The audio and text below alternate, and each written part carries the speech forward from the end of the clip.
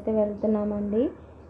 ఎందుకంటే మా ఊర్లో అయితే రాములవారి గుడి ప్రతిష్ఠ అయితే జరుగుతుంది. దానికి సంబంధించి ఆడపిల్లలకి చీరలు అది పెడతాం కదా, వచ్చిన వాళ్ళకి కూడా పెడతాము కదా, అందుకని చెప్పి మేమైతే చీరాల షాపింగ్కి అయితే వెళ్ళిపోతున్నాము. చూస్తున్నారు కదా, ఇదేనండి చీరాలు అయితే వచ్చేసాము.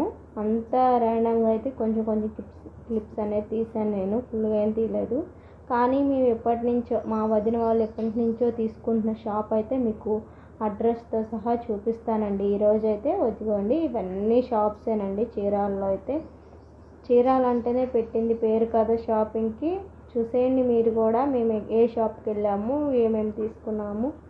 ఇదిగో దిగేసామండి. ఇది వచ్చేసి చీరాల కామధేను కాంప్లెక్స్ అంటే ఆపుతారండి. అక్కడైతే కొంచెం ముందుకు వస్తే మనకి షరీఫ్ కట్ పీసెస్ అని ఉంటుంది. అక్కడైతే మేము మా వదిన వాళ్ళైతే ఎప్పటి నుంచో అండి 20 years నుంచి అక్కడే తీసుకుంటున్నారు.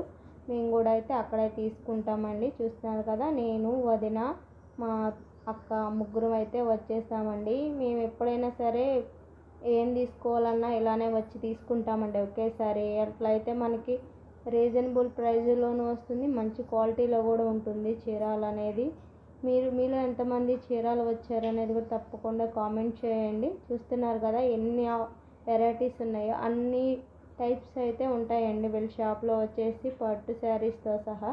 చూస్తున్నారు కదా, మేము ఫస్ట్లో వచ్చినప్పుడైతే జనం లేరండి. ఇప్పుడు చూసారా, మేము ఉంచోడానికి కూడా ఖాళీ లేనంత జనం అయితే వచ్చేసారు.